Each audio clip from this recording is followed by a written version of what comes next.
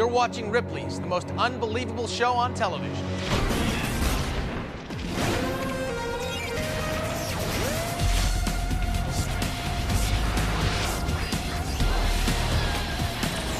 Tonight, from the world-famous Sunset Strip high above Hollywood, Kelly Packard hits the Ripley's live billboard to witness a death-defying feat. This man's attempting to stay entombed underwater for 24 claustrophobic hours. But is this dive about to become his last? We're gonna have to pull him out of the tank. Find out if tonight's Ripley's challenger is headed to the hospital. Help, please! Eve Rossi is about to take the biggest chance of his life, attempting the impossible by climbing outside of his mile-high aircraft and clinging between the wingtips of 2 planes. Is he about to get crushed in midair? We hang tight with this altitude addict in tonight's Ripley's Extreme. Little Mitchie Brusco was born with the agility of a seasoned skateboarder. Now he's taking on pro-boarding bad boy Andy McDonald. But can this 6-year-old drop into a half-pipe 6 times his size? He hasn't learned the fear part yet, so he's just going for it. Tonight's Ripley's Kid rips up the ramps. Plus, Ripley's search for America's most unbelievable animal turns up a dog that can spell. F-R-O-G. And would you believe a restaurant where patrons check out the menu for hours? That's because it's painted on the servers' bare bodies. Only on Ripley's Believe It or Not.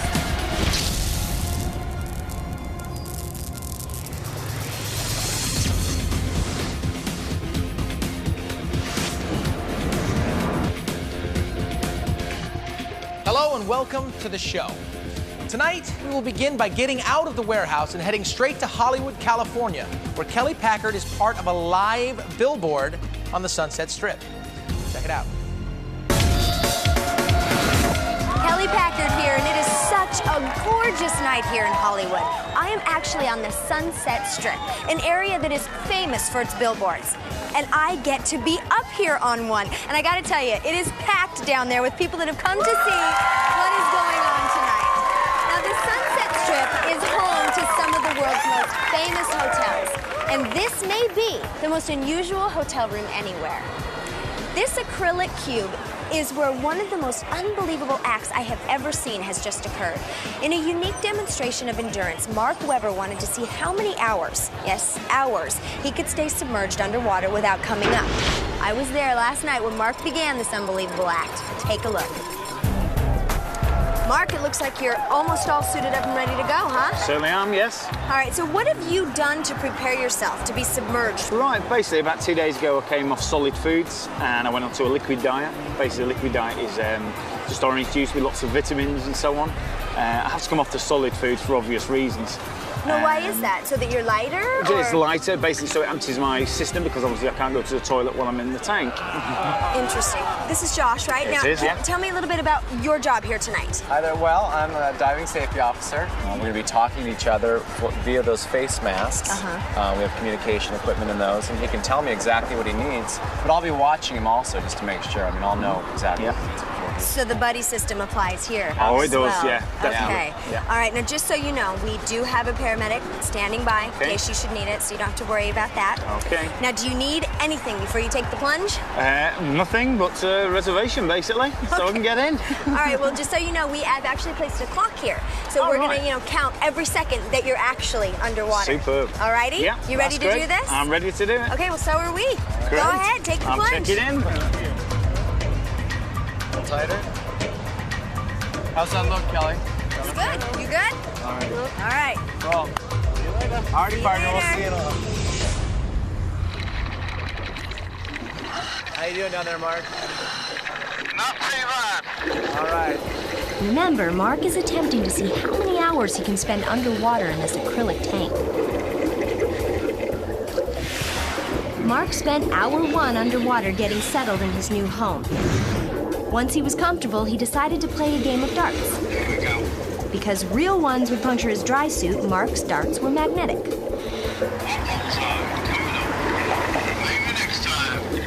Mark never made that bullseye, but that was just the beginning of a sometimes funny and other times frightful experience for this awful man. his scary story coming up. We'll be checking in with Kelly throughout the show. But right now, we're going to meet tonight's Ripley's kid. His name is Mitchie Brusco, and he's only 6 years old. Not only does Mitchie have a passion for skateboarding, but he has a skill level greater than most people who are 3 times his age. Check it out. Here's tonight's Ripley's kid. Mitchie Brusco may seem like the average 6-year-old, but there's something different about Mitchie. Though he hasn't even started kindergarten, this little boy is becoming a big star on the skateboarding circuit. When I'm on the ramp, it makes me feel good and happy. When Mitchie was only 3.5 years old, he begged his mom to buy him a toy skateboard. 2 months later, he hit the local skate park and stunned the older riders with his unique kickflip. You can just see his little mind thinking of what he wants to do when he becomes strong enough to do it. Now, that might be a year, it might be 2 years, but he's progressed at a rate that's been pretty amazing. I do forget Mitchie's only 6 years old, and when he gets his helmet and pads on, his facial feature changes, his focus starts. You know, it's not playtime, it's not recess, he's there to skate. After only 3 years of learning the sport, Mitchie was already competing in skateboarding events, often beating competitors more than twice his age, with his high-flying jumps and unbelievable maneuvers like the 360 melon. When I landed the 360 melon, I felt happy and wonderful. And for Ripley's, this pint-sized boarder is going to attempt to drop into a professional-size, 50-foot-long and 12-foot-high half-pipe. One of the largest Mitchie's ever faced. I don't get too scared when I see him doing stuff because I know that he won't do what he knows he can't do. But still, as a parent, when you see your 6-year-old up there 12 feet high on a vert ramp, you still sit there and say, whoa, you know, what's going on here? And this ramp is a big, big ramp. So if he'd wipe out on the drop-in, he would slam into the other side, which is, I mean, it would be very dangerous. But what this 6-year-old skater doesn't know is that one of his idols is about to drop in. 8-time #1 world-ranked WCS skater and vert and street skating expert Andy McDonald is going to make the trip down the ramp with Mitchie. A once-in-a-lifetime opportunity for this tiny boarder. Hey, what's up, man? How you doing? Good. Good to meet you. All right. I like Andy because he's nice and he does big trips. Big ramps is my specialty. That's what I do every day. You don't often see a kid as young as Mitchie going for it. It's intimidating, you know. It's, 6 times as big as he is. Mitchie's young and he hasn't learned the fear part yet, so he's just going for it. Andy and Mitchie first warm up on a small half pipe. Then they head over to the big ramp. Standing 3 feet tall, Mitchie's attempt to conquer the 12-foot half-pipe is equivalent to Andy jumping the height of a 2-story building. Not bad for a 6-year-old. Mitchie, if you just drop in and do what you normally do, I'll drop in with you and go over you. This is Mitchie's big moment, and they drop in simultaneously, heading towards each other. Andy actually jumps over Mitchie. Seen again in this Ripley's replay, Mitchie Brusco fearlessly attacks his turf, officially becoming the youngest person to ever drop into a 12-foot half-pipe. So it's like 6 times overhead, the drop-in that he just did. Big time. When I grow up, I want to be a professional skateboarder.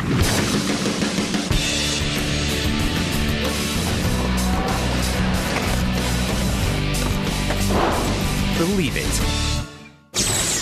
Lots more Ripleys still to come. Oh, he goes, he's down, he's in, he's out. Next, this beautiful little boy has led a painful life. Now Ripley's helps bring him some relief. Also, Ripley's search for America's most unbelievable animal receives an offer we couldn't refuse. Anybody want to come up and get a kiss from Delilah? And they say this diner's known for its well-rounded menu because its bill of fare is written on the server's bare body parts. The unbelievable story next.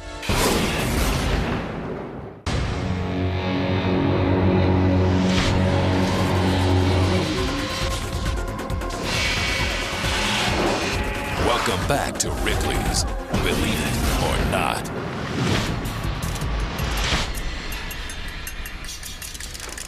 For tonight's unbelievable act, Ripley's has taken a 12-ton water tank and perched it on a billboard high above Hollywood, where half of Southern California can watch the inhabitant of what could be called the world's only water hotel. Check it out.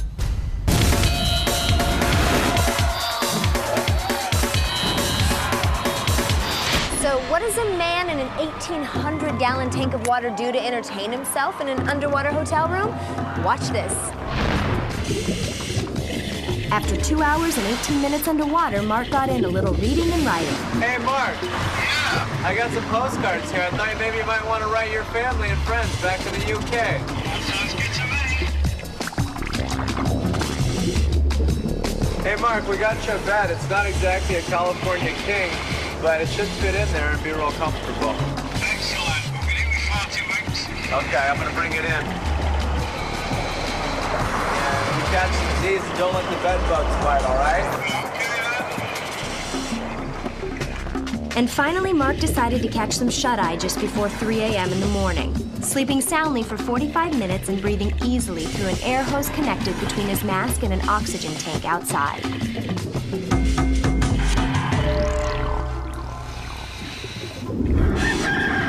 As the sun rose on the Sunset Strip, 6.5 hours into his dive, Mark started his morning exercise routine, actually working out with regular weights. The exercise is going great. Absolutely super. Then Mark caught up on the morning's news with a special underwater laminated copy of the paper. As hour 7 passed, Mark tried his hand at painting using pastels because their oily texture helps them to work great underwater.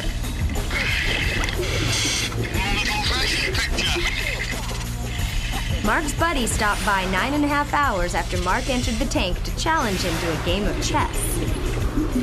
And Mark gave up his crossword puzzle when 2 vacationers from Texas climbed up on the billboard to check out the scene. What did you think when you saw this up when you walked down the street? Well, we thought it was the most exciting thing we've seen since we've been here. How long have you been in there? I've been in there nearly, must have gone up for 10 hours. 10 hours? 11 hours, yeah. Hey, can we get a picture with you? Of course you can, by all means. Okay. Excellent. Thank you. After a very active morning, Mark decided to call in a little room service. Hi there. Would like to order for room service, please?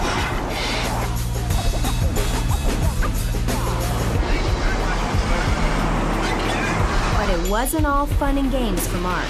One of the most dangerous moments during Mark's unbelievable demonstration happened around 2 o'clock this afternoon, when the blazing California sun turned this tank into a pot of hot water. Nearly 14 hours into the dive, with the water temperature now at a dangerous 90 degrees, the crew brought in over 300 pounds of ice in an attempt to lower the temperature, and the plan appeared to be working. But just minutes later, Mark's unbelievable act turned into a life-and-death situation. How cold is it? I'm reading right now, it's about 79 degrees. It dropped real quick. I think we added way too much ice. Yeah, it's freezing in here. I can feel my body temperature really dropping. So you can't stop shaking? No, I'm really shaking really bad here. Okay, how are your teeth? I mean, what's the extent of your shaking? Okay. Okay, we're gonna have to get somebody on it. We've got kind of a situation. What's happening? Apparently, guys, he's going hypothermic. And we're gonna have to raise the temperature. How long do we have? How long do we have? We've got probably about 15 minutes or so before we're gonna have to pull him out of the tank. You won't believe what happened next. I'll show you the unbelievable conclusion to this underwater act in just a few minutes. Still ahead, rescuers rush to save Mark Webber from a potentially watery grave. But has he been under too long? Plus, this little boy was born with a deformity that made his feet explode in size. Now, see how Ripley's is helping him leave his pain in the past.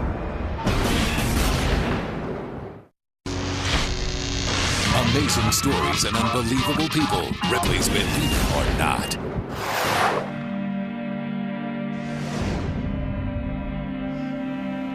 Imagine having feet so big that you couldn't fit them into an ordinary pair of shoes. Well, Gordon McGuire lives this painful nightmare every single day. So Ripley's has stepped in to change his life.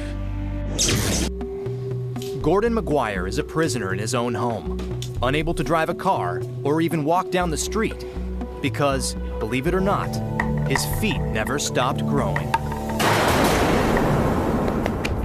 Gloria Stakemiller and her husband Joe were delighted with the birth of their second son. He had the most beautiful face that ever was. But just after birth, Gloria learned that something was very wrong. We found that Gordon had huge feet and this big lumpy mass that the doctor said maybe someday would absorb. Doctors determined that Gordon's condition is a mixture of two horrifying diseases, Proteus, also known as Elephant Man Syndrome, and Klippel-Trenaunay, or massive feet. He's also diagnosed with scoliosis, an abnormal curvature of the spine. At the age of 3, Gordon became a case study for the medical journals when the toddler underwent a landmark operation to remove the large melon-sized mass on his side, a surgery that could have killed him. All of a sudden, this mass that was just kind of oozy got very hard, and we were very frightened, and we took him right to the doctor, and he said, this has to come off. Miraculously, Gordon survived the delicate surgery, although it left his spinal condition near impossible to fix. Looking at Gordon, you would never know there was anything different about this child. That is, until you looked at his feet, which were abnormally large and misshapen. With help from Social Security, thousands of dollars were spent trying to reconstruct his feet. The other children did tease him some, I'm sure, just always looking at his feet, but we had a wonderful shoemaker, a little Italian man that made shoes for him from his very first ones on up. Gordon's family always encouraged him to ignore his differences. He would go on to earn a place not only on the high school baseball team, but on the football and wrestling teams as well. But eventually, the shoemaker died, and Gordon struggled to create a new footwear himself, adapting one particular brand of shoe that was no more than a partial fit. We found these doctor's soles that if you pulled the insert out, I could get my foot into, and if it became too sore, I could put a rag in, and the rag would conform to the bottom of my foot, and I could walk and wear them like that. And if a rag wasn't available, I'd stick newspaper in or whatever I could find. Gordon would have to learn to live with the excruciating pain from his condition. But worse still, ulcers began developing, and severe infections started spreading through his feet after he accidentally stepped on a nail. But it was a serious car accident that finally pushed Gordon over the edge. Despondent and isolated, he spiraled into depression. The pain was so bad after the accident that every morning I woke up, I thought that would be the day that I'm gonna die. Gordon's road to recovery led him to an orthopedist who designed these large black boots, or as Gordon calls them, his Franken boots. But it's hard to sit down, it's hard to stand up. I had one taxi driver that as I was walking to the taxi, I bumped this front and fell. She said, watching you fall was like watching a tree go down. Just go whoop. Gordon's new boots gave him some mobility, but he felt like a monster wearing them, uncomfortable out in public. It was years since his first shoemaker had died. There had to be another solution. After many hours letter writing for help and searching the internet, Gordon discovered D-Squared Custom Footwear in Eagle, Colorado. These D-Squared people Once they saw my foot and realized that they could help, they stepped up and said, yes, we will. With help from Ripley's, Gordon makes the trip to Colorado, and the D-Squared team gets to work. His gargantuan feet are first pressed into foam blocks, making detailed impressions. Then, a plaster mold is cast, and the one-of-a-kind shoes are crafted by hand. In a few short weeks, Gordon will have his new shoes. There's a certain level of anxiety and anticipation that I'm feeling towards the arrival of my new shoes. His shoes finally arrive, and Gordon couldn't be happier. When I opened the box and looked at the shoes, my heart was just singing, basically. When I put the insole back in and slipped my foot on, sure enough, every curve, every little height, dimple, everything's there, everything's supported. It feels beautiful. Look how straight you are. Look in the mirror. Now, for the first time in his life, Gordon Lee McGuire is walking proud and pain-free. And after 7 years as a recluse, he's blending in with everyone when he ventures outside. And it's giving him the confidence he needs to now start a new life. When I caught myself somewhat dancing, I'm like, oh, this is cool. Believe it. This is a pair of Gordon's modified size 18 Nike sneakers. He chopped off the toes, tore out the tongues, and laid in pieces of cork to pad the soles.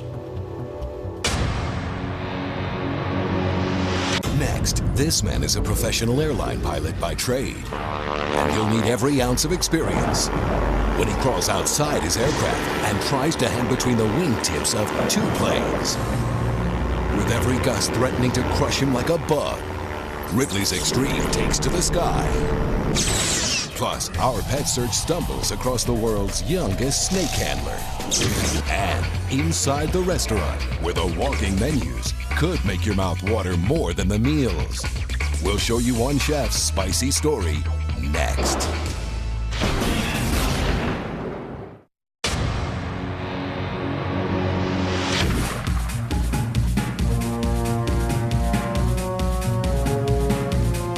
Let's go back out to Kelly Packard in Hollywood, where the world's only water hotel is sitting on a billboard. What started out as an unbelievable act eventually turned into a life and death decision for diver Mark Webber.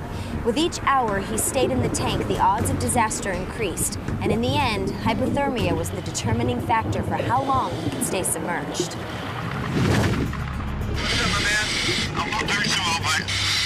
I'm really cold. I keep going a bit lightheaded. For real? Yeah. Okay, no joke. You're gonna have to come out, bro. Come on out, bro. Can you grab the ladder? Can you grab the ladder?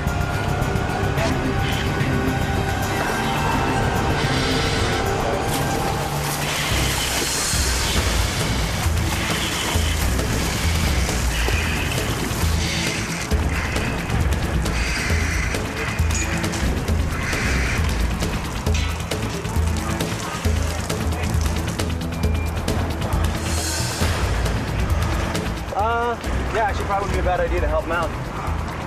We have some help up here, please? Yeah. Try and get your leg over there, mate.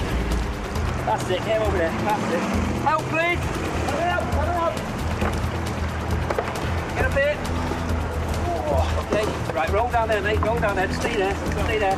He's very, very cold. He's still breathing and he's fine. Everything as far as respiration's on, but he's extremely cold. Right, get him out. So he gets out of this suit. Yeah, we'll do that. Can we get some dry clothes and dry towels? Anything warm and dry, towels. What's up?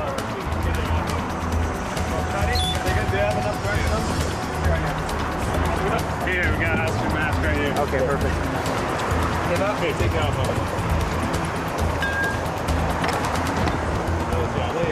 Breathe nice and easy, okay? Just normal breaths, nice normal breaths. You're on the ground. You're on the ground. There you go.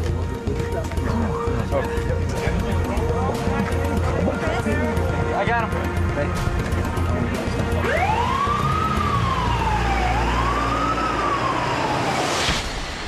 After being rushed to the hospital, Mark was treated for hypothermia and released. and believe it or not, he has climbed back up here now to tell me exactly what happened. Mark it over here. First of all, congratulations. Thank you. That was unbelievable. Thanks a lot. 14 and a half hours. How you doing? I'm doing great, yeah. What state is your body in right now? It's back to normal. Oh yeah, everything's fine. Just no like problems that. at all. Yep. All right, so would you do it again if you had the opportunity? You would? Definitely. Oh yeah. Didn't scare you at all? No, not at all. So now, what was the first sign of a problem? The first sign came when basically I started to feel a little bit cold. Why would you be cold? You have a dry suit on. Did something go wrong? Yeah, well, basically what I think happened in one of the valves on the dry suit that I've got actually stuck open. And so water was trickling in, not a lot, but enough to start making me feel cold. Making you feel cold. So when they started to heat it back up again, I stayed cold. That's why I called my safety guy in. Josh, right? Which is Josh. Josh, come on in. Hi, Kelly. It's good to have you here. Thank you so much. So you obviously saw the whole thing. Saw every bit of it. Why don't you tell us what it was like for you It to was watch scary. It was scary at first. I mean, I couldn't get him out of the tank, and we had to actually cut away his dry suit because he just simply didn't have the dexterity. He was so cold. At this point, was he like conscious? Was he able to talk to you? At first, no, he wasn't conscious. At first, he was chattering, I mean, uncontrollably. And then after a bit, he was, I mean, really just wasn't paying attention, wasn't focusing. And then quickly, though, as we were warming him up, he started to focus, eye movement, started talking, stopped shaking. But it was pretty wild. I mean, it really was. Wow. It was just so great. I mean, but I mean, the whole thing, I mean, I thought it turned out really good, though. Yeah, it did. Are you happy with it? Really I am, yes, yeah. Mark, once again, congratulations. Thank you. That was amazing. Thank you. This was a one-of-a-kind demonstration that no other person is likely to pull off anytime soon. And you saw it only on Ripley's.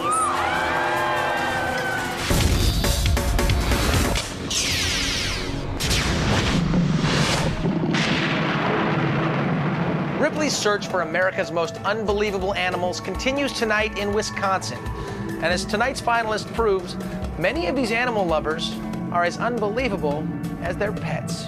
Take a look. The strangest pets in the nation turn out as Ripley searches coast to coast for America's most unbelievable animal. This week's audition takes place in the holiday hotspot of Wisconsin Dells, where both pets and owners work the cameras in an attempt to impress our judges. And the Dairy State vacation destination had its share of cheesy animals. Mickey is a peekapoo. It's a Pekingese poodle cross. And he likes to sing.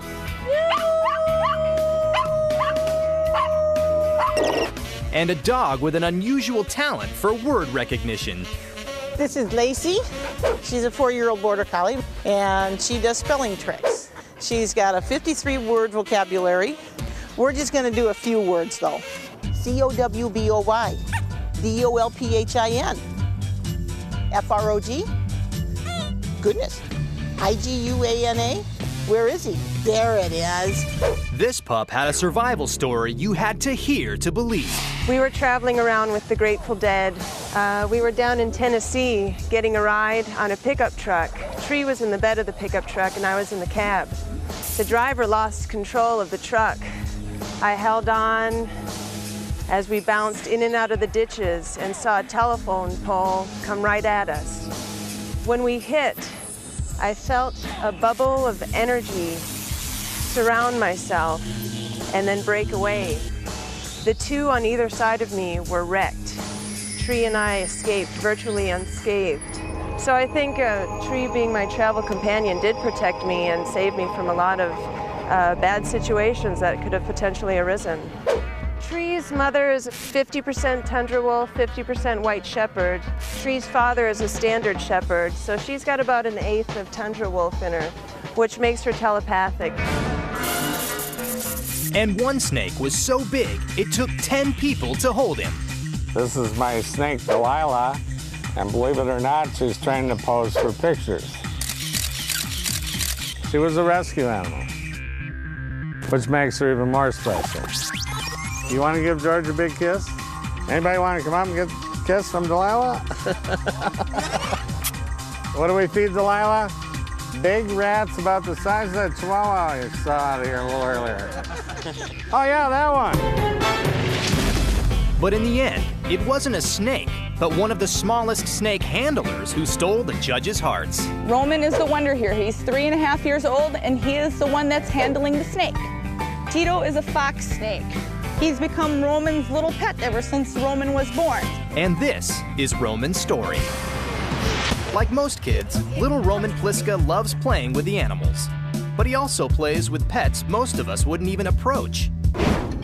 You see, Roman likes reptiles, and at just 3 years old, he's the youngest snake handler in the world.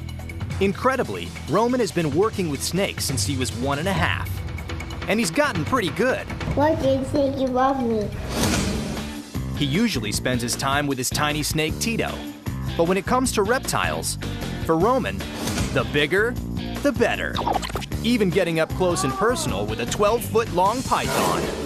Despite the snake being 4 times his size, the thought of getting the big squeeze from this sizable serpent doesn't even rattle Roman. And at only 3 years old, Roman looks forward to working with his favorite reptiles for years to come. I got it. Believe it. If the image of little Roman with a giant python made the hair on the back of your neck stand up, don't worry. Ripley's made sure that there was a trained snake wrangler just off camera. Don't go away.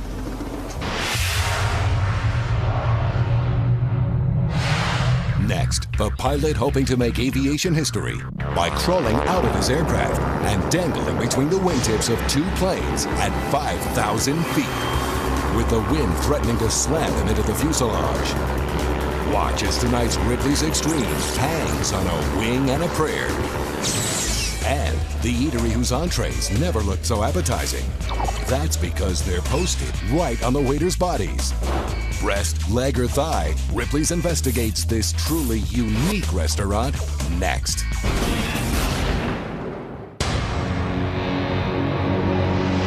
Enter Robert Ripley's archives. Leave it or not. Leave it or not. The year is 1958. Modesto, California plays host to the Motorcycle Hill Climb National Championships. Enthusiasts and fans flock to Hospital Canyon to prove their skill by attempting to ride to the top of this 200-foot slope. But reaching the top is no easy task. Riders must tackle a hill that reaches a grade of 70 degrees. That's only 20 degrees short of perfectly vertical. Spills are common as riders risk life and limb to reach the top. And falling is especially dangerous when a 200-pound motorcycle is chasing you down the hill. Amazingly, despite the odds stacked against him, this rider amazes the crowd by making it to the top and capturing the title, proving that gravity doesn't always win.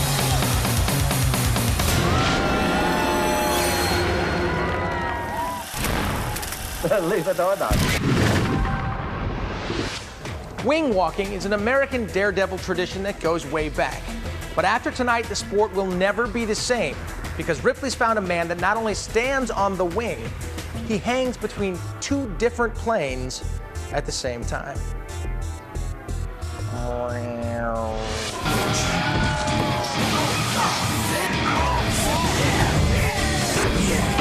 Ripley's Extreme. Eve Rossi is a pilot who's not content to just sit in the cockpit. Because, believe it or not, Eve will attempt to set a new world record, hanging between the wings of these 2 planes, 5,000 feet in the air. Eve has been obsessed with flying since he was a child, getting his pilot's license when he was just 17. At the age of 20, he began flying fighter jets for the Swiss Army, and later trained soldiers in skydiving techniques. I did begin quite young, I was 18. I did all the exams to go in the army. I was instructor also in the army. He retired from the military to take up a career as a commercial pilot for Swiss Air. But Eve missed the adventure of the daring aerial maneuvers he learned in the military. So he began dreaming up a feat that had never been attempted in the history of aviation: to create a human link between 2 planes by hanging on to their wings for over 40 seconds. I tried to hang between 2 biplanes one hand on each biplane, so I will keep these biplanes, one in each hand. The idea came to Yves one day while pulling his own biplane out of its hangar. On the lower wing, there are handles to pull the airplane in the hangar. I thought, okay, I could have a handle on the other hand and fly like this. That was how the idea came. For months after, Yves' sole focus became bringing his new sky-high stunt to life. He trained for every possible scenario. I did the moves many times on ground, so I know exactly which move at which time I have to do. Yves now had to find the right partners to make his dream a reality. He turned to top pilots Vic Norman and Mike Denton. For the wing hanger stunt to be successful, they have to fly in dangerously tight formation. Could be a collision of the two airplanes. And I could be in between as a sandwich. We're talking about a 6-foot distance maximum between the two tips of the wing, and for Yves to stay there as long as possible. Despite some reservations, Yves manages to talk the pilots into it. They gather at Rencombe Airfield in England and begin planning. We'll climb today to 5,000 feet. Give you the signal to get out. You'll come to the end of the wing, okay? Mike will then put the speed up because we need at least 90 miles an hour to be able to stay in formation. To transit my weight as smooth as possible from one airplane to the other. Okay, let's go for it. Let's go. We're all happy? Good luck. Yeah.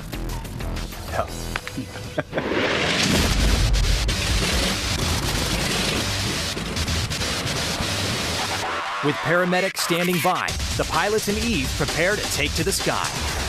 But just earlier this morning, as this tape shows, rain and extreme turbulence made his first attempt a near disaster. Yves struggled to hang on and was forced to quit soon after takeoff. Despite what happened during his first attempt, Yves is now ready to try again. As they reach the target altitude, Vic begins to move his plane closer to Mike's. Turning left, putting power on. Yves signals the pilots to let them know he's ready to go for it. He climbs carefully out of the cockpit and onto the wing. Mike needs to use maximum left rudder to compensate for the drag caused by Yves on his right wing. If he slows down, he risks losing the control he needs to avert disaster. But as he keeps the throttle up, the prop wash is blowing Yves even more than the wind rushing by. He struggles to stay on his feet. I can't keep it straight, level now. He makes it onto the wing's edge and stretches as far as he can to grab hold of Vic's plane. He's struggling to grab the handle, which is just inches away. Yves is using all of his strength, fighting the 90-mile-an-hour winds. He hits it. Yves manages to grab both wingtips to start the clock running. He must also pay especially close attention to each plane's position. If either pilot starts drifting just a few inches from the comfort zone, Yves will be forced to let go and abandon his mission. We're nearly at the halfway mark, and Yves is using every muscle in his upper body to hang on to those shifting handles.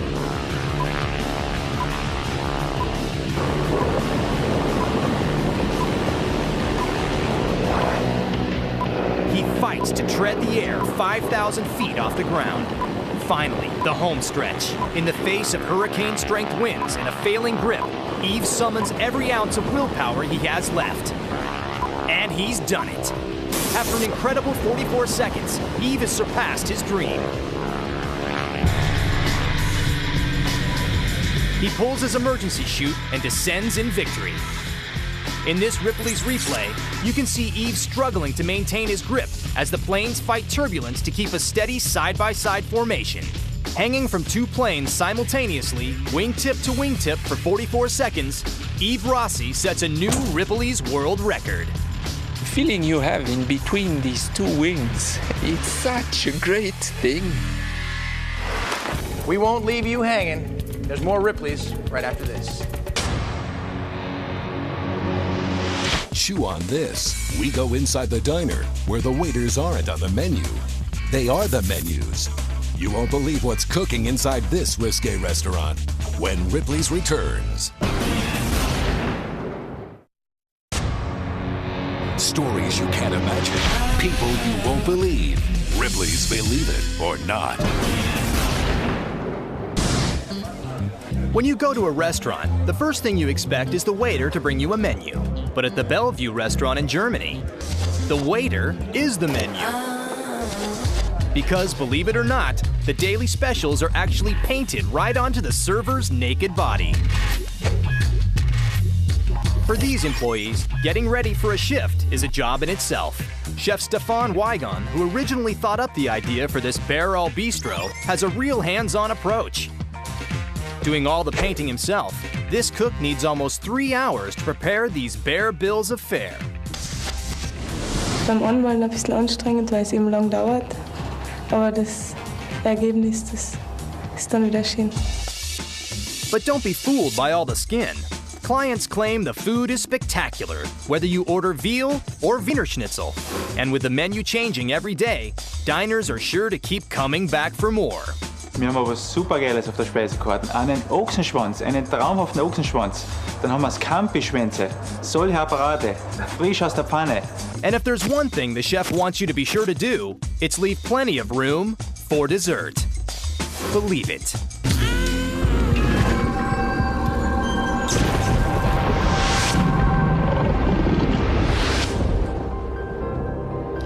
The Ripley's Vault houses artifacts from all over the world. This long-tailed rooster was bred in the very same, very patient culture that introduced the world to bonsai trees. Japan. This onagadori, obtained by Ripley's, has an impressive 5.5-foot long tail feather. It takes years and generations of selective breeding to produce an onagadori with an impressive tail feather like this. The longest tail feather ever documented is just over 39 feet long, which took 13 years to grow. Unbelievable? Believable.